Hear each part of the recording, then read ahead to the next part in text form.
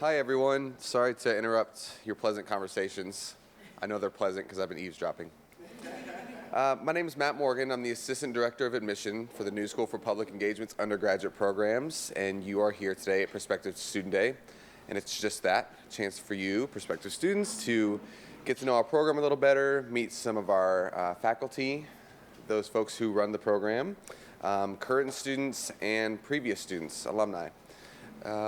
So I also want to thank or welcome those of you who are watching online. We're actually live streaming this event, so thanks for you guys for getting out of bed, and for those of you still in bed watching this, have a good time.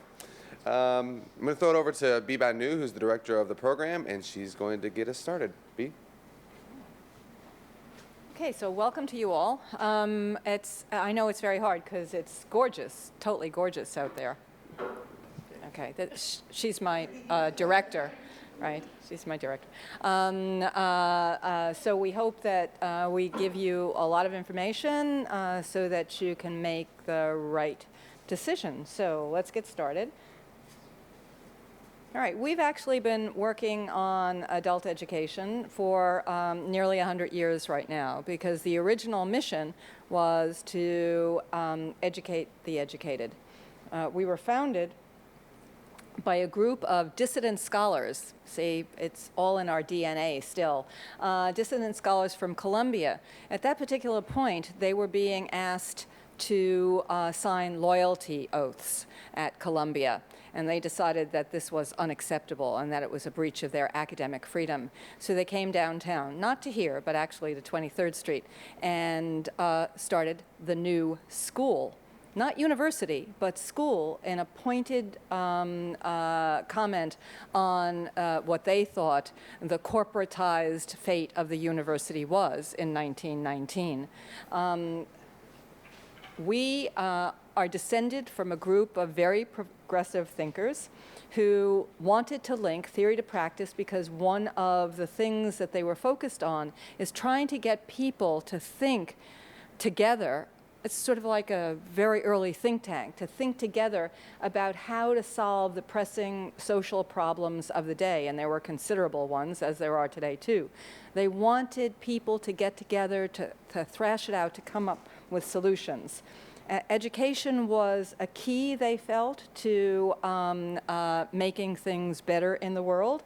One of our founders, you'll see a picture of him, was John Dewey, who was one of our great American philosophers, and he focused his work on education in a super strong way. One of the things, as I said, that we were really focused on was not just thinking about how things should change, but actually making them change. These are some of our founders, a grim-looking bunch of people, if ever you want to see them. But nonetheless, you know, very important. So some historians, John Dewey up there in the corner was a philosopher. All right, our very first president, and this is where you can see that theory and practice go together throughout our history, was Alvin Johnson, who was from Nebraska, no less. He was the first university president in the United States to recognize the fate of scholars in Nazi Germany and to begin to start rescuing them. He brought them here to the New School, where they formed something called the University in Exile. There were also a group of scholars from the Eastern European countries, as well as France, who escaped here, and he gave them safe haven and allowed them to think and talk about the issues of the day. Ooh, we get to dance. Hola. Okay. Okay, so this is a group of them at that particular time, with Mr. Johnson second from the left in the first row. All right. So you see from our very beginnings that social issues, media, are important to us, but it's hard to see the connection between the arts and culture as well. If you walk around this building, and even any of our other buildings, what you'll see is a great deal of quite interesting, provocative art on the walls. It's all over the place. It's the Vera List collection. And we're probably one of the only private institutions with such an extensive collection of art, much of it politically focused. We want you to walk around the halls and be struck by something and stop and think. It's an amazing place to actually just wander. This is actually something we no longer own. In fact, the Metropolitan Museum of Art just bought it from Equitable Insurance, where we sold it in the 70s because we couldn't keep it up. It's one of the panels of a mural that was placed on the 5th floor of the other building across the courtyard, which was the original building. And it really covered the walls. It's spectacular. It's by Thomas Hart Benton.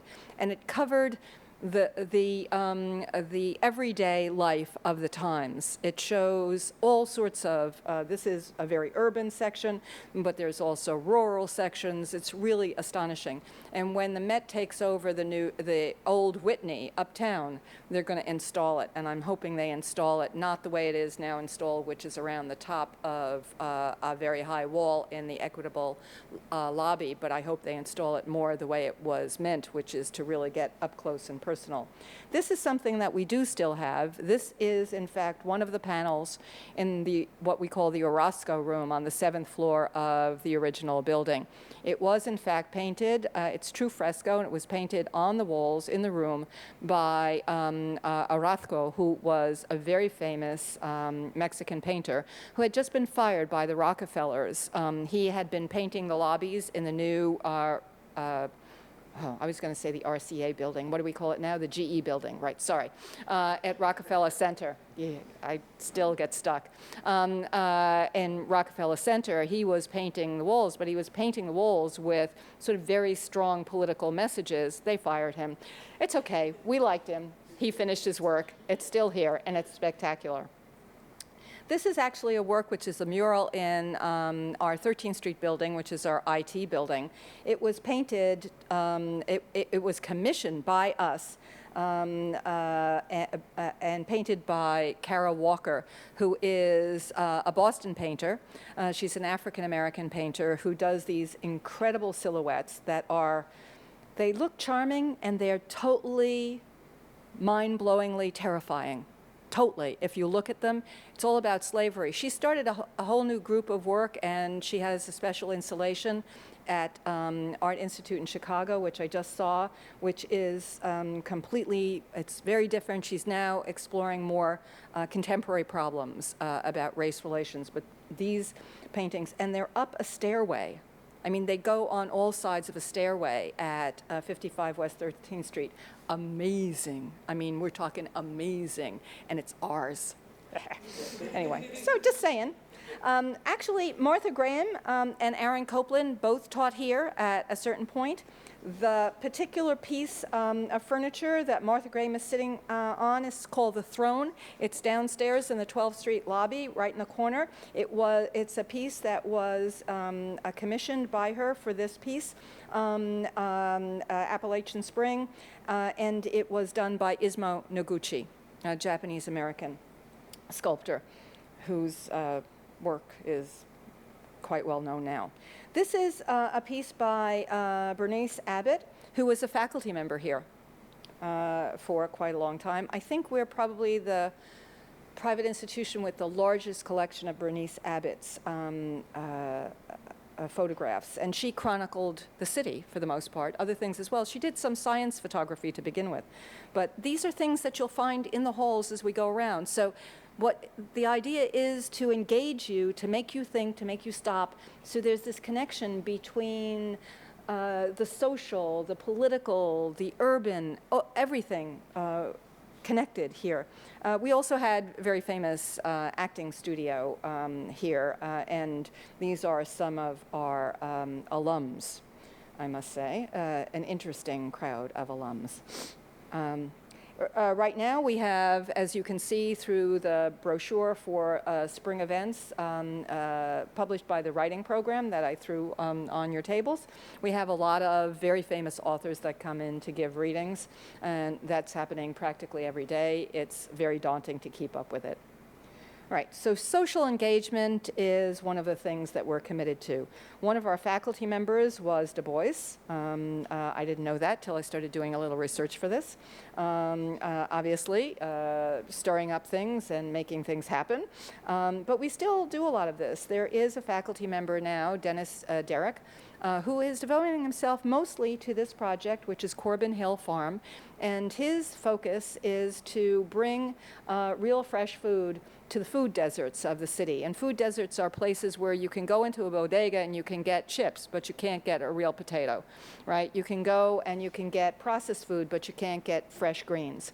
All of those things, very bad. He's focused on this project, and he teaches social entrepreneurship here, both at the graduate and undergraduate level. And his students, in fact, are involved in the Corbin Hill project. It's one of the very big things. Really, really important. Food is very important, right, Derek?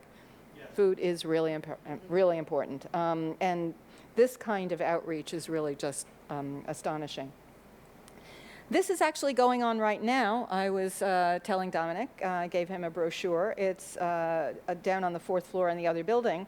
This is actually organized by Parsons students. Again, part of our band of merry men and women, and they're focused on the urban. And this is the 40th anniversary of a particular book, Social Justice in the City, that changed urban studies. Don't ask me about that. You'll have to ask Alexandra or somebody else, but not me.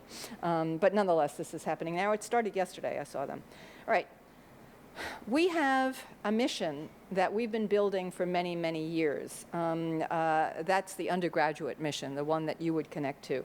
And these are some of the divisions that we have been putting together for about, 60, 70 years now.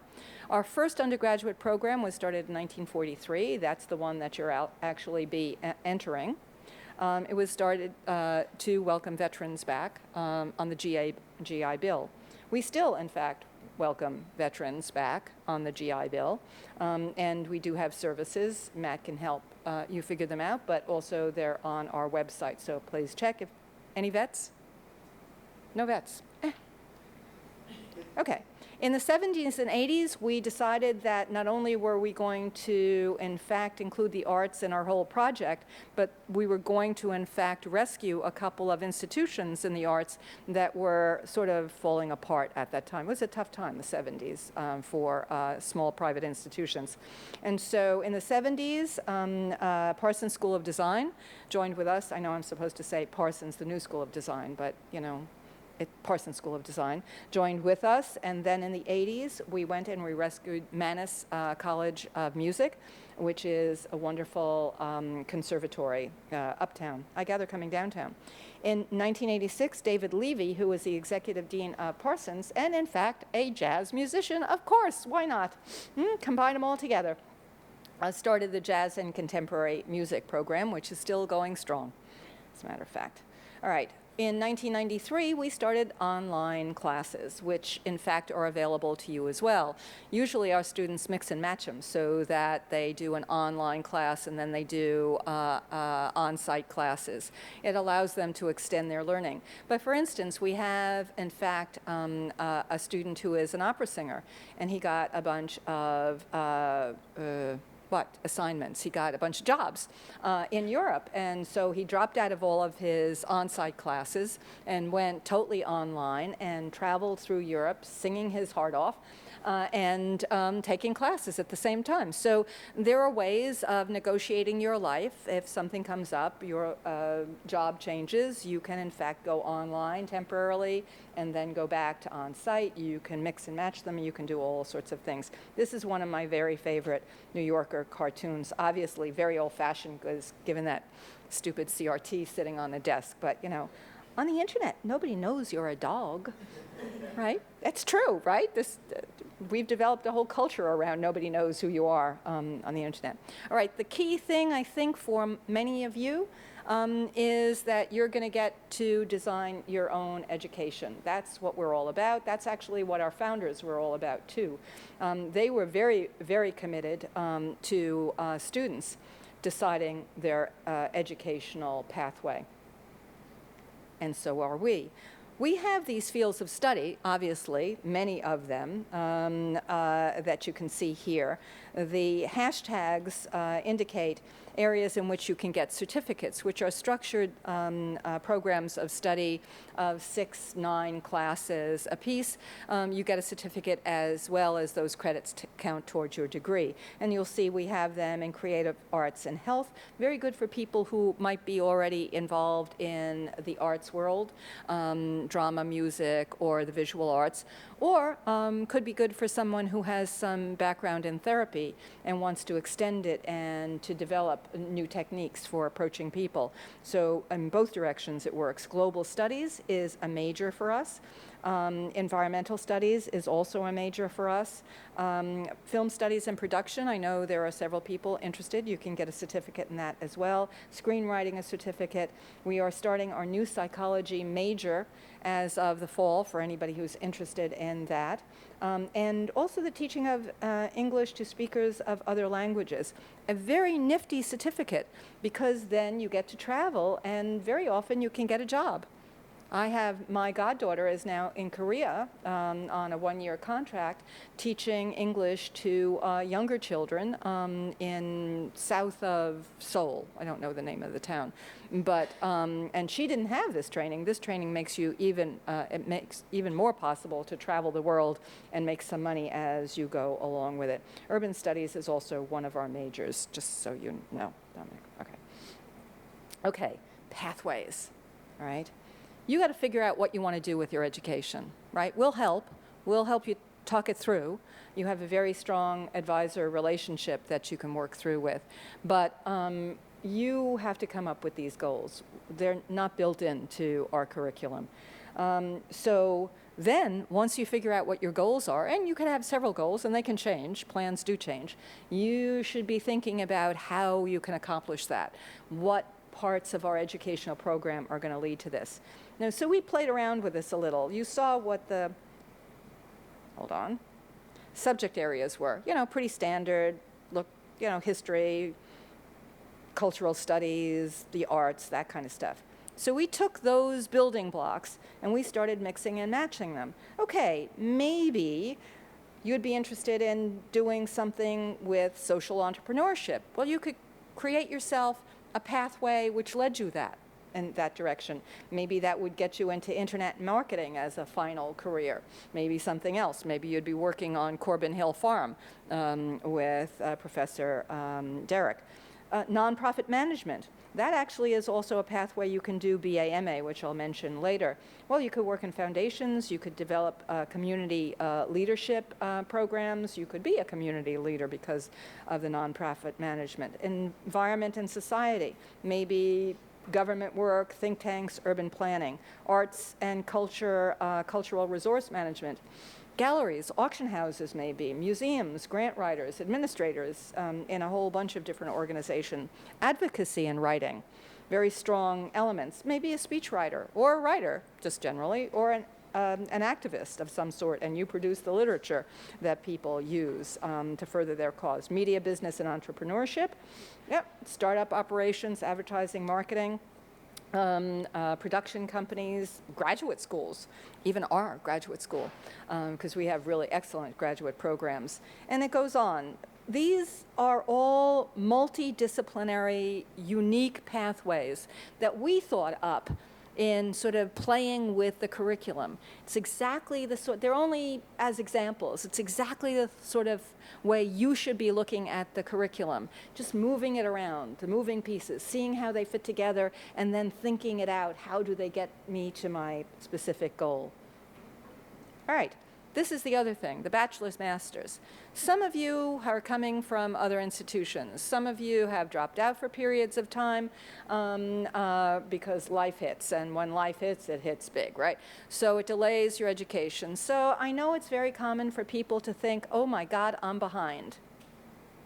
But we have a way to catch up. you know, all your peers may be already in graduate school or in careers. Well, this allows you to take, right now, 12 credits as an undergraduate in one of these graduate programs, which will then, when you get your undergraduate degree, swing over into your master's degree. So you will have completed your first semester of your master's degree as an undergraduate. So 12 credits work twice, for the undergraduate and for the graduate. You also, because of that, since you're spending undergraduate tuition money, which is less than graduate, you probably save at this point about $15,000, right? Not insignificant, right? So that's one way of moving ahead in your degree. And you see all of these programs are available to our students. All right, just so you know, if you came here, you would be one of the 85% of our students who said they were really satisfied with the overall quality of courses. I don't want to deal with the other 15%, sorry. It's not in this crowd, we're not going there. And then, you know, given the cost, we are a private institution and we are expensive. Given the cost of your education, this is big, and your investment of time and effort, which is also large, right? How do you rate your education? 50% said good, 27% said exceptional. We're back to, 80% of the students thought it was pretty much off the charts, right? I think that's a pretty good statistic. If you could start over again, would you choose the new school? 87% said yes. I love that statistic.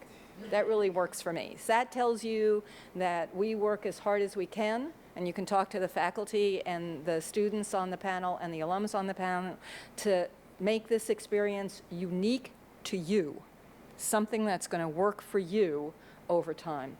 Okay, so I want to thank you, and I think we're going to go to the next part of our program, which is our panel discussion that's going to be run by our Associate Dean, Michelle Mater. Michelle. Thank you, Bea. Thank you and welcome everyone again. My name is Michelle Mater. I'm the Associate Dean of the School of Undergraduate Studies here at NSPE. Welcome to our streaming audience as well. I am also a faculty member in Media Studies and Film, teaching both undergrad and graduate students. And in my other hats, I am a film curator. I have a series called Creatively Speaking that is a monthly series at a new theater up in Harlem called Mist Harlem. I do programs here at the New School. I do programs at BAM. Do programs all around, as well as working with independent filmmakers to help them distribute and market their work. So that's sort of where some of those, multiple streams come in. They definitely manifest themselves in most of us faculty members. So you can pretty much find somebody who's doing something that you're interested in within the context of our faculty. So you won't ever feel like you're out there, the only person who thought of that. Probably one of us is doing something similar. So that's the amazing thing I think about our school as well.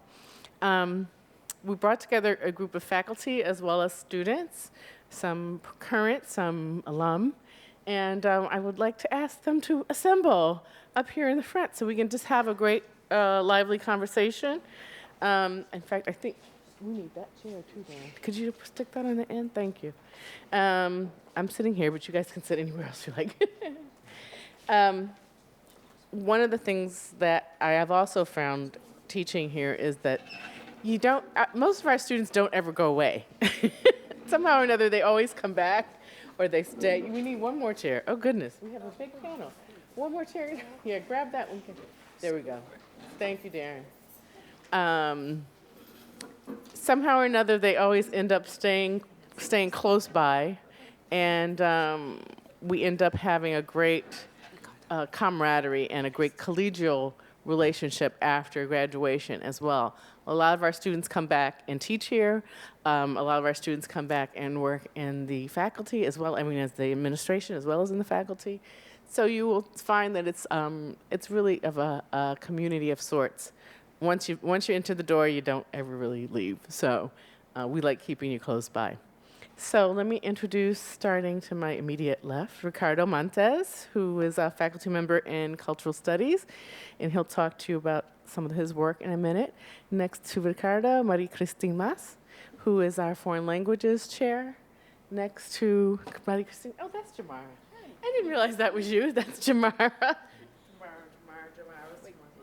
Thank you. Whitfield, sorry. Jamara Whitfield, who's one of our public engagement fellows, and she'll tell you about the work she does in that capacity.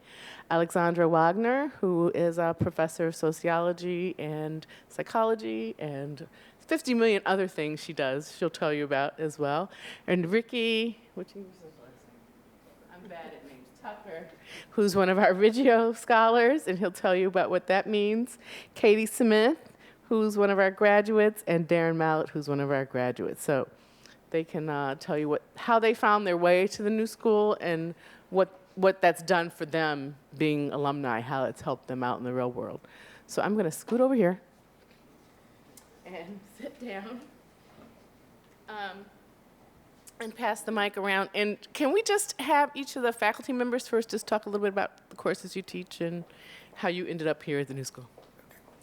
I'm Ricardo Montez. I have a PhD in performance studies. So I teach performance studies here, which is, somewhat the study of theater and what you might traditionally think of performance. But the courses that I teach are also about performance of everyday life. So how do we perform identity?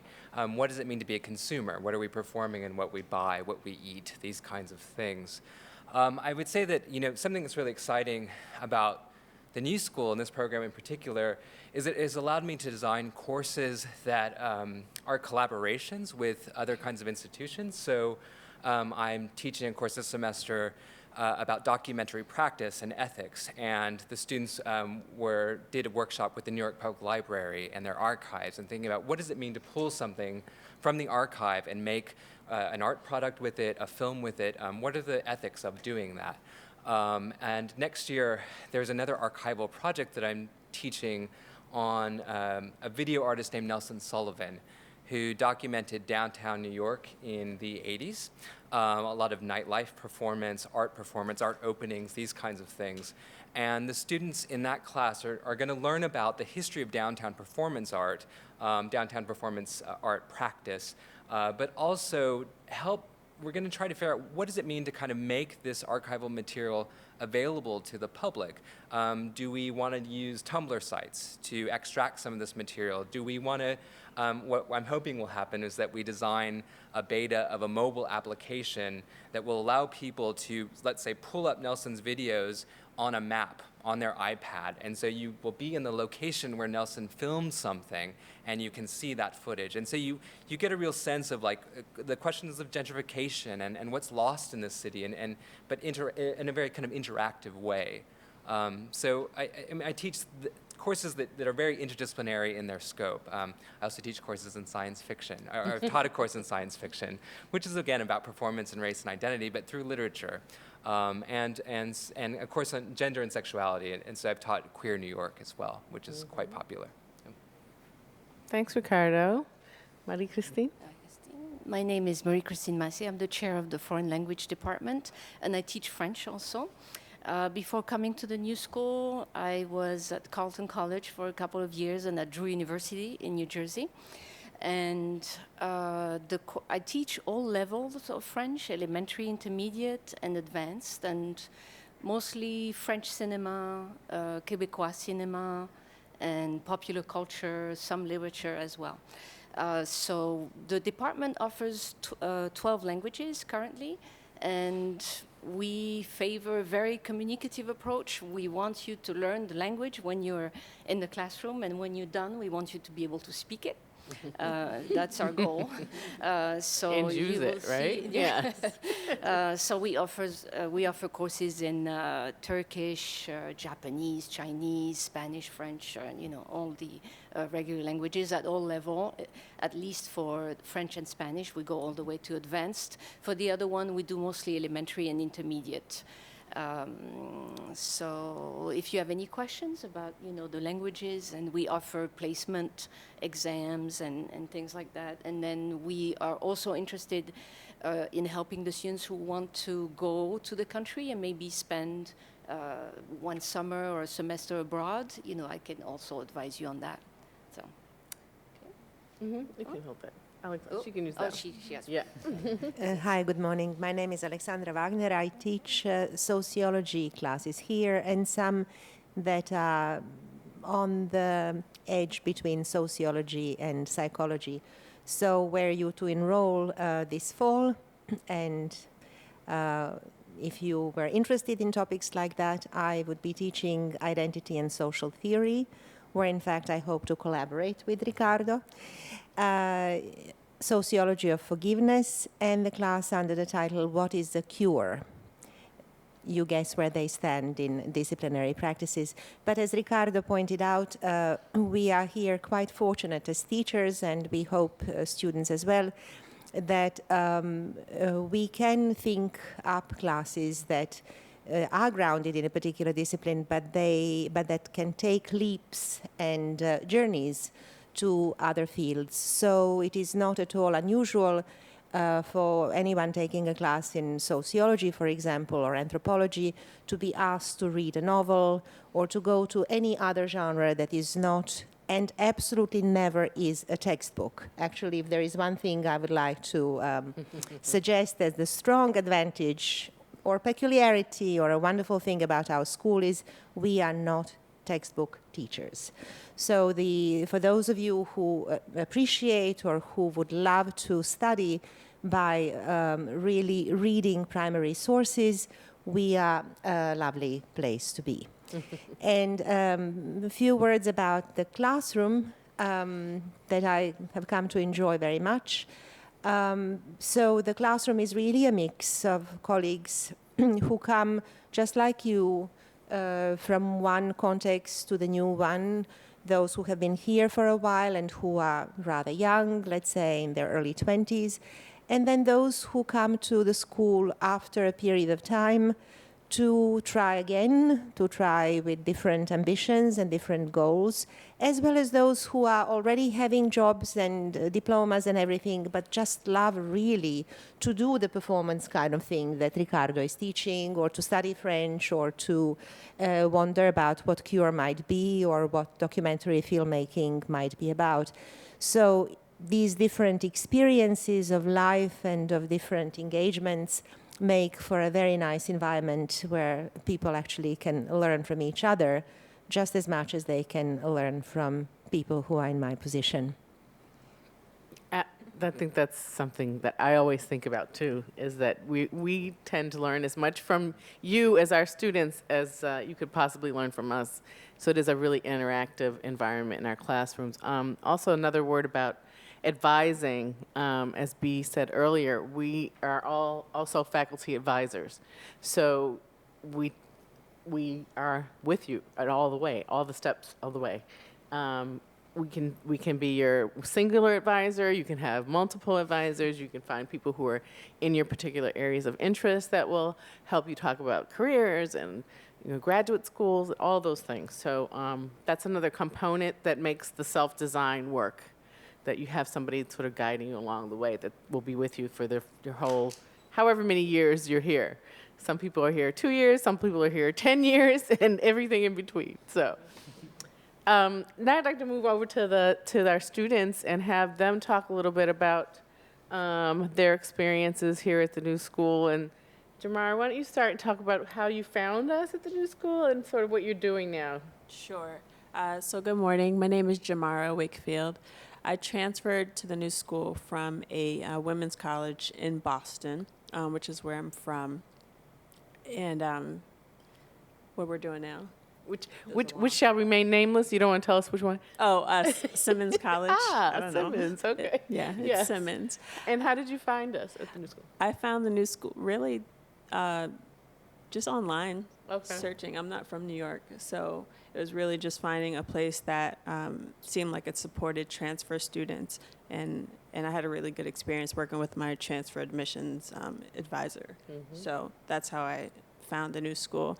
I'm studying creative writing and literary arts. I'm a spoken word poet outside of school, so really interested in writing, performance arts, high and low forms of art, and melding them together. And I'm also a public engagement fellow, which is a cohort of students, and we are designing leadership opportunities and engagement opportunities for students who are non-traditional or the new majority, meaning they're 21 or older, and maybe re-entering school for the first time in a while. Great. Thanks, Tamara. Ricky? Hi, I'm Ricky. So the question is, how did I get here? Yeah. Well, why am I here? Okay, so my story is actually similar to Jamara's. I worked full-time in an admissions office in Boston at Northeastern University, and I got free tuition because of that, so I was sort of baby-stepping my degree. And I was sort of expressing my frustration to my boss, and I said, this is taking way too long. And she goes, well, don't worry about it. It'll only take you 10 years. And I go, no, it won't. So I wanted to sort of invert what I did and go to school full-time and work where I could. And so I just looked into programs, and the names of people who either taught here or went here were really, they struck me. I think Kerouac and Baldwin and just a whole list. So, and then Northeastern wasn't good for writing. It was good for nursing or like economics or just things that didn't apply to me. So so I applied to New School, and I applied to Hunter as a backup, and New School was my first choice, and I got the letter from New School, and then I never opened the Hunter letter. It was actually sitting in my old department. My roommate keeps emailing me being like, aren't you going to open this? I'm like, no, I don't need to know. And so yeah, so I'm here for creative writing. I'm in the Reggio program, and it's just been super rewarding. I made the right decision for sure. Can you talk a little bit about what Reggio is? Yeah, it's a scholarship funded by the founder of Barnes & Noble, Glenn Reggio, who I share a birthday with. And so what we do is we have a literary journal that comes out every semester. So it's a lit journal, every year. It's a lit journal, and it's also a curriculum. So I think Queer NYC was part of that curriculum. Was it a Reggio course?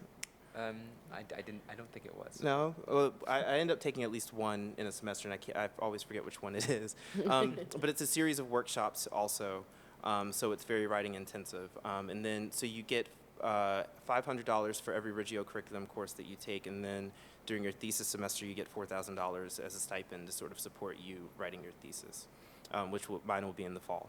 And so we have a pretty good track record. I think we have 2 people in the program's only been around for maybe, 5 or 6 years. We have 2 people who have been published before they even graduated from the Reggio program. So I think the idea is that your thesis is going to be something you can either use to get into grad school or something that you can sell to publishers. So here's hoping. And those are the pink journals that you have on the table. Those are the annual 12th Street journals that we publish. Mm-hmm. And they sell at Barnes & Noble nationwide. And we have a big launch that happened last week at Barnes & Noble. My mom came. She was really loud the whole time. Yeah, so it's kind of a big deal, but also it's nice to have something physical for the work that you've done, because in other programs, you're writing or you're doing homework assignments all semester, all year, and then you don't have anything really to show for it aside from theory. And it's nice to have something hot pink and physical that you can. Something hot pink. Here it is. Yeah. And Ricky, are you graduating this year? I graduate next year. Next year. So my thesis hopefully will be in the fall. Okay, great. Katie? Hello. So how did I come here? Is that what you want to know? It's a little different than the previous 2 speakers. I came here with no college experience whatsoever. I had turned 25, and I was freaking out about life, and thought I was gonna make a huge catastrophe. Like, I'm not gonna be educated, and I'm gonna die. Everything's so horrible. So it was sort of on a lark that I was like, oh, I'll apply to the new school and see what happens. And unexpectedly, I got in, and I spent 4 years here. Maybe I should talk about the self-design. That's sort of the draw. Which was a huge draw for me, because I had to work, and I had to do life, and I had to do all these things. So one of the things that was interesting about what I chose to do in my course was to leave New York for a year. So I went to Italy. I moved to Italy, and I took all online courses. So I was able to continue with my education and not have it be like a setback, but take all the courses online. I took some language courses. I learned Italian, and I went over there, and now I speak Italian, and I lived in Italy. And I took courses, and I graduated in 4 years, and It's good to be back. Now I'm an alumni. Katie took an online class with me, my Movements in World Cinema Oh, yes. class. Yes. And we have 3 synchronous sessions. So we schedule 3 sessions where people online stream into the classroom and people who are in New York can come into the classroom. And so we woke up Katie like 3 times during like her trip to Italy at midnight. I 1 was o'clock in the like- morning. Yeah. But she was there in front of the camera, in front of the That was computer. so cool. It was It like was very cool. And Glass of wine behind the yeah, laptop. a glass of wine. We didn't see that. And then she actually worked in a group. We did group projects, right? And Oh, you yeah, worked- that's right. And I worked with a woman in Austria, actually. And we like Skyped, and yeah, that was a really great experience too. And I sort of like, I was like, oh, you're in Austria. Maybe I should take the train and just go to Austria, like work with you in person. But that never happened for a lot of reasons. But yeah, that was a great, great course. And just the ability to be in Italy and still be in New York on the computer is like, how cool is that? Yeah. Like, So tell us what you're doing now, Katie, and how you think your new school experience sort of prepared you. what am I doing now? Well, now like it's like you wear many hats. It's like last year at graduation they talked about how you may not have one career for like the whole expanse of your life, and I'm fully living that and experiencing that now. So so I take care of children, which is a great thing to do for money. But I also am launching or trying to start this web series, launch a website for queer sexual education videos. The new school really just like sort of opened me up to so many possibilities and meeting so many different types of people and creating a community, which is like sort of the theme of 2013 for me, I think. But yeah, I love the new school. I was just telling Ricardo, like I am like in this weird place, this limbo place. I find myself like in the neighborhood for some reason. And then like all of a sudden I'm in the building on 12th Street for some reason. Like, you know, you just kind of, it's like a homing device, the new school. But it's great and I love it. And it's so inspiring to see the history. You know, like we did come from that radical past and it's sort of translated so nicely now. Thank you. Yeah. Darren? I'll try to open up here. I came from a theater conservatory, the American Musical and Dramatic Academy. So I was an AMDA student where I studied musical theater for 2 years. And the new school has a partnership with AMDA where the new school takes 60 credits. And I knew that I wanted to stay in New York because I was acting at the time. And I was like, I'm going to act during the day and take classes at night. And basically, when I got here, it became my full-time job. And I transitioned from acting into producing, directing, and being a content creator for the web. And that's what really the new school did for me. Like you said, it just opens you up. So yeah, that's how I got here from AMDA. Yeah. And what are you doing now? So I produce and direct a web series called Brett in the City. And that takes a lot of time that I love. And then I also assist Michelle over here at Creatively Speaking. I am a curatorial assistant over there, and we bring independent films of color to a theater in Harlem. It's great. So. May 15th. Come on, Darren. Yes. I'm also taking courses in PR. No, so on May 15th, well, the theme of Creatively Speaking is, like we said, bringing independent films of color to a theater. And so some of the A-teamers, we are doing the same for Internet Week. We're bringing web series of colors together because, you know, this is 2013, and you just have to have content on the web, no matter what you're doing. You just have to have web content to, you know, reach to your audience. And so we realized that there's a lot of web series doing the same things, and we're bringing them together in one space to build, to continue to build a digital community. So that's what's going on the 15th. I'm teasing him because Darren is so modest, and I just gotta reiterate, I couldn't do what I do without Darren, because it's hard. We're all working in our jobs, and we also do our professional lives. You know, we write, we produce, we curate, and so you have to create a balance for yourselves, but you also need help. And so I think I've been here 12, 13 years, and I don't think I've gone 1 year without having at least 2 to 3 to 10 interns working with me at all times. And so, you know, you're getting on-the-job experience, and I write very good recommendation letters, I must say. Am I right, Darren? Yes. Katie, am I right? Okay. Okay, so questions from you. That's what we're here for. Ideas? Anything? Yes. How do we find the advisor Oh. Okay, we're gonna have a mic'd question and answer. Is it on?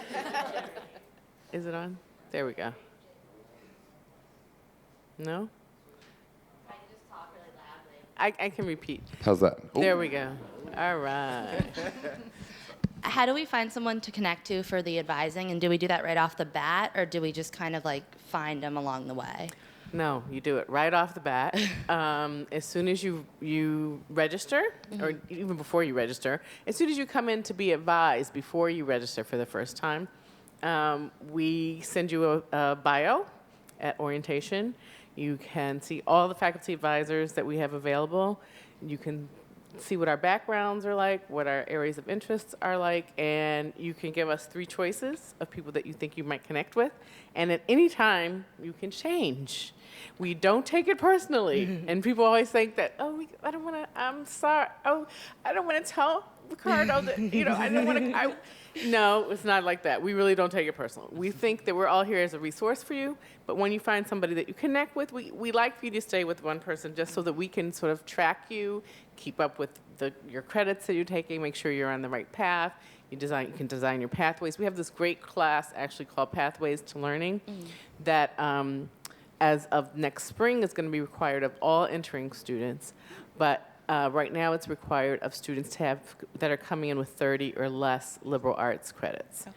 And what that does is helps you, that course is taught by one of our former deans, and Linda Dunn, and she's amazing at helping you sort of create your pathway. I mean, you sit with Linda in a classroom and other peers, and you talk about what is higher education about, what do you want to get out of it, and you create your own pathway through that, or degree plan through that. So who do I get that orientation packet from? I've already been admitted, and I'm starting the fall. So am I late? Not at all. Okay, good.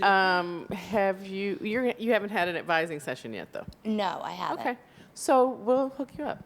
Okay. Don't worry, we'll talk. We'll hook you up. Who do I? Okay. Okay. Matt, right? Yeah.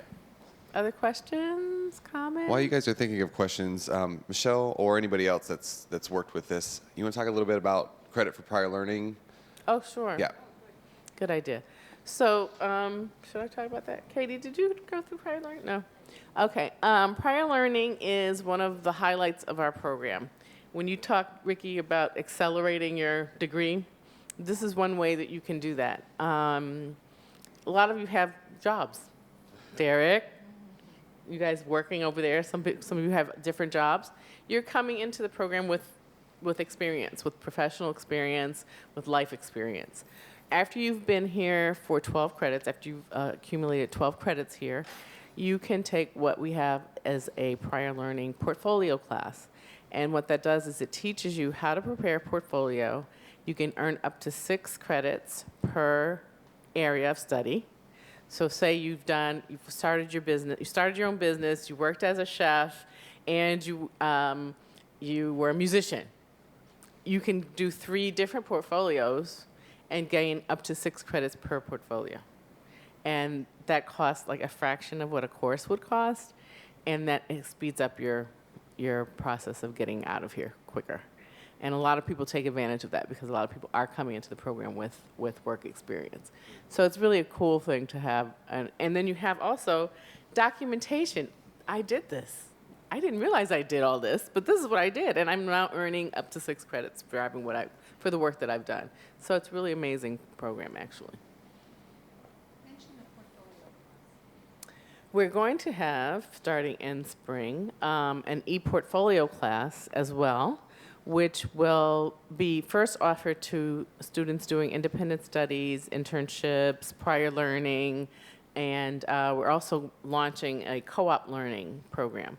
And what that is when you working in a field and you want to gain credits for the work that you're currently doing, all those different areas will be documented in an electronic portfolio.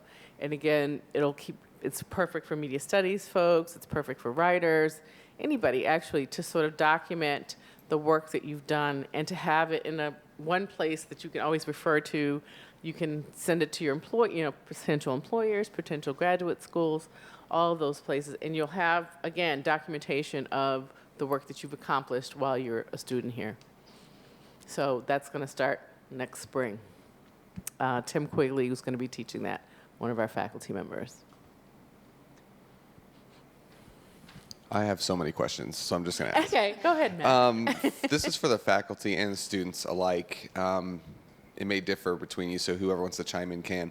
But what are the classroom experiences like? I know they differ from a more traditional institution, and maybe even talk a little bit about how the online structure works. But as a professor, what are the classes like? As a student, talk about that a little bit. Okay. But I mean, I think that, as Michelle has stated, that I learned so much from my students because they're coming from all different places, and they have, so the different kinds of professional experience that people have come to my classroom with is amazing. I learned so much from actors here in my performance studies class. I have a choreographer in one of my classes right now who teaches me so much when I start talking about movement and dance, and they can articulate things in ways that are totally fresh and new and exciting for all of us in the classroom. So it's definitely just an exciting environment. Yeah. And our classes tend to be on the smaller side. I mean, we have usually under 20 students. We have some classes that are more lecture-based that are larger, but for the most part, I don't think we typically have more than 20 students in a classroom, if that many. Marie-Christine, you want to talk about? There's the work that happens in the classroom, but I think there's also a lot of things that happen outside. I tend to see my students a lot outside of the classroom, to work on them on different projects or helping them, with writing or different things. So the classroom, it kind of expands beyond, I think, the walls of the classroom, at least. Definitely. Yeah, can I piggyback Absolutely. on that? Yeah, I actually was going to make a comment about the advising thing. Like, the faculty here is so accessible. I mean, it blows my mind. Still, I email my advisor still, guys. I'm like, oh, you won't believe what happened to me. It's crazy. So that was such a beautiful thing about the new school, is that even my people that aren't my advisor, I have had meetings with Ricardo and Michelle, and just to talk about what's going on in the classroom in my final project or whatever. But the online experience, the classrooms, do you want me to speak about that? Yeah, I mean, it's sort of like the classroom experience. Everybody is sort of coming from different places and, quite literally, geographically, different places. I was in Italy. There's, people in the Midwest, people on the West Coast, people moving around all around the world. I actually was traveling and went to Africa and signed in Africa and, had that experience. So, and the other thing that's really appealing if you're working and you're doing online courses is that you get home whenever, 3 a.m, and you need to post something and you can do that. You can do your work then, so. And just to sort of talk about curriculum-wise, there's a lot of intersections in curriculum, and I don't think a lot of the faculty members actually talk to each other about it, but sometimes you end up finding these theories in courses that are common links because they're all contemporary issues. I took a solo theater course at the same time I took Ricardo's Queer NYC course, And my solo theater piece, well, I took the course just to be a better reader of my writing, to sort of get in front of a crowd and be able to be convincing about what I wrote. So that helps my writing side, but at the same time, so that course's final was a dance/solo theater thing that I did about a love I had last summer. So in Ricardo's class, we were talking about queering spaces, and he was talking about Nelson Sullivan a little bit, and one of his videos is him walking in the West Village and documenting him just talking about his life, and in that instance, he was queering a space. So the dance performance that I did for that solo class, I took into Washington Square Park and did it as a sort of a queering of the space. And that was part of my final for Ricardo's class. And I'm pretty sure he didn't talk to my theater professor, but but those things were sort of there for me to sort of utilize. And you have that freedom, and it's outside of necessarily a textbook. And also, so you think, okay, well, that's a little bit left, and that's a little bit strange as far, well, academically, it's a little bit strange. But also in Ricardo's class, I read more than I've read in like a couple of years, and just amazing books that I didn't even consider reading, or that I wanted to read and didn't have time to read. So yeah, the intersections in curriculum and in theory, that's what excites me the most about the courses. Tamara, want to jump in? Yes. So my first 3 semesters at the new school were actually all online, and then that 4th semester I transitioned to a combination of online and on campus, and now all my classes are on campus. I will say the classes are demanding, very interactive, very demanding, especially online classes. I think perhaps more so. And I think they're demanding because we're always, like, they're generative. So you're creating something in the class that you actually can use outside. So I'm taking a research methods class. We're actually designing a research study that you could work on, you tailor it to your own interest, but it's a real research study, and our final product is actually an application, a Fulbright application, right? So we're creating something that's very real, very tangible, that we can use once the class is over. And like I took an experimental writing class online, I think with Richard Tyson, and we actually each student created a body of work that we can submit to magazines. So it's very generative, but very demanding, I think. I found my classes to be really rigorous. I know there's a question, but I just want to piggyback on what Jamara said. This semester I'm teaching film distribution and new media, and Darren is my research assistant in that class, but we also are generating a final marketing and distribution plan for 6 different projects, including Brett in the City. So the students are working in groups. By the time the class is finished, they know what it takes to create a distribution and marketing plan for a film project, and they have it in their hand when they walk out the door. So they're prepared to now go through their project with this in hand. And it's, I think, a tool. It becomes a tool that you can actually use. You had a question. Yes. Sorry. I wanted to know more about partnerships for internships and like what's available and how do you know about it, and is it your advisor that's doing all that work or are you going out there? Me. That would be me. And one more question. 4 years to do your BA, this doesn't, and working full-time doesn't seem feasible to me, so I'm wondering like how you actually managed to do that. Okay, I'll answer the first one and I'll let Katie answer the second. So internships are funneled through this office, our administrative office.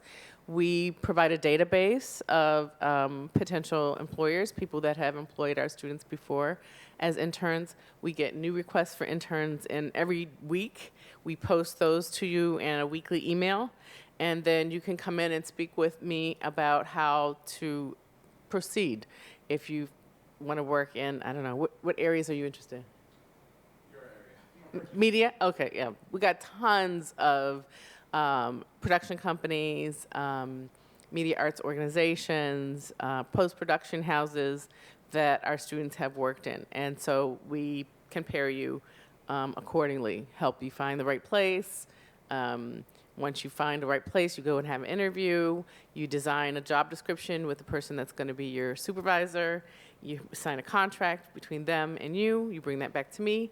We give you a CRN to register with, and you go on your merry way. 12 to 15 hours per week is what we ask for internships. And you can gain up to 3 credits per semester, and you can do 2 internships throughout the course of your new school career. And if you're really good, you can bet that Michelle will get you to work for her.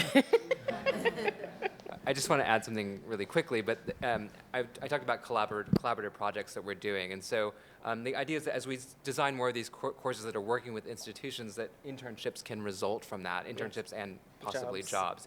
You really are making yourself visible to places like the New York Humanities Council, the New York Public Library. Next year, I'm working with Visual Aids. I mean, these are all really wonderful organizations to work for. And don't we have Ted Kerr is already working with Visual Aids, curating art exhibitions. So, and he's a current student. So, There was another question. I thought no. Oh, Katie, talk about how to do it in 4 years. Well.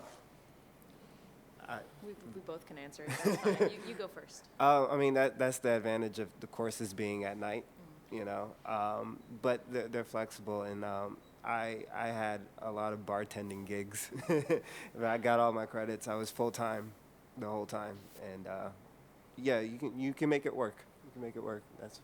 Yeah, I mean, I guess I would say the same thing. You can make it work. And I would also say magic is involved somewhere. Like it's like when I came back to school, it's like, this is what I wanted to do. I wanted to get my degree. So it was like, I just went for it. Like, you got to do it. You got to make it work. And so it wasn't the easiest thing, but it was so gratifying. Like, here we are now. Like, it's good. So I think that it's possible to work. And I mean, maybe working full time for me was sort of a stretch. But yeah, you just prioritize the important things, I guess. And Ricky, you work at the new school. Yeah, I'm here all day. I actually I have a class here after this, so I work in admissions about 20 hours a week, same office as Matt over there, and so I work for Lang Admissions, so I sort of talk on behalf of the new school. I also work for a faculty member for public engagement, John Reed, so I do book research for him. The type of research that I've done is, stuff like cockroaches in artwork and the hot chick from the Manson cult. That's that's one of the things that I'm looking at now. But it's sporadic enough, the work with him, that I can get by on the 20 hours a week in admissions. Also, I still do remote GPA calculations for admissions at Northeastern during the busy season, which ended. So sometimes I have 3 to 5 jobs, but right now I've just got 1.5. But also on the internship thing, I've gotten an internship with the literary agency just through a friend who goes to the new school, and so. There's the staff resources, but then also there's a network, which I think Ricardo was sort of talking about, that just sort of through your interest, through you exploring your own interest, things sort of fall into your lap. And the job with John Reed, the faculty member, that's like not an internship, it's a paid job. It's a research assisting job. And so you can bypass the whole internship thing too if you have enough experience already. So there's all types of resources available to you, for sure. Tamara, you want to add something? Yeah. So I work full time. We were just talking about this. Like, you either have one full time job or 3 to 4 part time jobs, and you just make it work some kind of way. One thing that's been incredibly powerful for me was actually connecting more with my classmates. So most of my classmates are also working, especially if you take night classes. And so just getting, and this is something we're doing with the Public Engagement Fellowship, is figuring out more ways to get students plugged into resources, whether that be a peer network or a faculty network of resources. So like you can get plugged in earlier so that when it does get really hard, because it's in the middle of the semester and you have work and you have bills and you have all these things coming at you, that you have the support systems and resources you need. So it is very hard. I don't think there's anyone who'll disagree with that, but you can make it work if you have the right support systems and the resources you need. And you talk to your professors, right? Like, have conversations with them. They're all really active people. Like, they enjoy talking to you, but make it human, and don't just be a number, you know? Yeah, we don't bite. We really don't. And I think the other part of what you're hearing is that everybody's really engaged in what they're doing, and they're studying things they want to study, not that somebody's telling them they have to study, you know. And that's, I think, a motivating factor too to get through the process. Would you say? Yeah. If you guys have any more questions, we're going to be around to mull around after this, but I think Matt's going to talk about some of the admissions protocols. I get like the technical stuff. Yes. But I like the word human. I like when people say that because, as you can see here, we're all, you know, in front of you talking about this program, but we're all individuals too, and we have lives outside of this, but we bring it in to what we do. I am an assistant director of admission. I am also a graduate student here at the New School in the media management program, so I'm taking classes part-time. I would go full-time, but I'm not allowed to as an employee. I'm also an improviser, so I perform in the basement of bars weekly at night. So I'm a person just like you, and so keep that in mind when you're working with me. One of my passions is higher ed, getting students into school. When I went to my undergraduate school, nobody talked to me about admissions. Nobody, you know, I ran cross country in college. My coach failed on my application. I'm not going to tell you where I went because that's illegal. But she did everything for me, and I'm a first generation college goer, so my passion is helping students get into school. And that's what I'm going to tell you about now. The admission process is not very daunting for this program, but it does take some work. We're still accepting for the for the summer term, which starts June 1st. So if anybody's interested in the summer, either if you're watching or you're here, talk to me and we can make it happen. The deadline for fall is June 1st, the priority deadline for fall. So you'll want to get your materials in before then, and I'll tell you what those materials are now. First and foremost, what you need to submit are transcripts from any previously attended institution. So if you've been to one, just the one. If you've been to 7 or 8, which has happened in some cases, we'll need all 7 or 8. And that's for us to see your previous academic work, but also so we can transfer in credits, to make you, progress faster through the program. Not that we want you to leave any quicker, but it's going to save you some money and save you some time. There are 3 essays that are required. They're each 500 words, not too pressing, but the first one is the statement of purpose, your typical everyday college application essay, where you've been, where you're going, and how can the new school help you get there. The second one is a new way of thinking essay. It can be such a broad topic. I've gotten essays about Twinkle, Twinkle, Little Star, literally, that song. And then, a family that was plagued by suicide. So, just something that's impacted the way you view the world. It can be as lighthearted or as deep and dark as you'd like it to be. I'm the only one reading it, so your secret's safe with me. And then the third one is a course plan essay. Seeing that this is a self-designed program, it's kind of an exercise to see, or it's an educational objective and outcomes essay is what it's called. You pick 5 classes from our course catalog, you list them 1 through 5 at the top of the page, and talk about how those classes collectively are going to help you achieve your goal, professionally, personally, whatever that case may be. And it's kind of an exercise to see how you initially handle picking out your own classes. And then once you're in the program, you, of course, have help from our lovely academic advisors. What else is required? A resume. Typical everyday resume. If you're a performer, put your performance resume. If you do volunteer work, your volunteer resume. Something that's just a snapshot of you. Any previous education you can list on there. All this is done online. We have an online application system. It's all uploaded. It's all electronic. We try to be green here at the new school. Our brand new building on 13th Street and 5th Ave is one of the greenest buildings in New York. You guys, when you come, will be probably some of the first people to get to use that space, which is awesome. And that's it. Essays, resume, transcripts, online application. There's an application fee of $50. If you can't pay $50, let me know, and we can maybe work something out. Wash some dishes for me or something. And that's it. It's a simple process. I do want to say, don't let this be your last interaction with us. one of the most fulfilling parts of my job is actually meeting with students and talking with you. So come and see me in my office. We can have a one-on-one. I've already done that with some of you. There are public events. You have those flyers on your table. Come to those. They're free, sometimes to the public. And once you're here, they're always free to you as a new school student. If you have any questions, you can contact me. We give tours every day. All you have to do is email me. We can give you a private tour of the facilities. So interact with us and let us know who you are. It makes for a better admission process. You can come to our classes too. Yeah, you can actually visit classes. So if you want to visit a class, email me, and you can sit on. Yeah, and that way you can get your toes wet and see what a classroom experience is like. And that's it, I think, unless you guys have anything else to add. B. All right. Thanks for coming. There's tons of food left. Please People online, sorry you can't eat it. If you're here, you could. Some of you have really big bags. Put that food in your bags. But thank you for coming. If you have any questions, let me know. I have my business cards. And thanks again. Thank you, Matt. Thank you.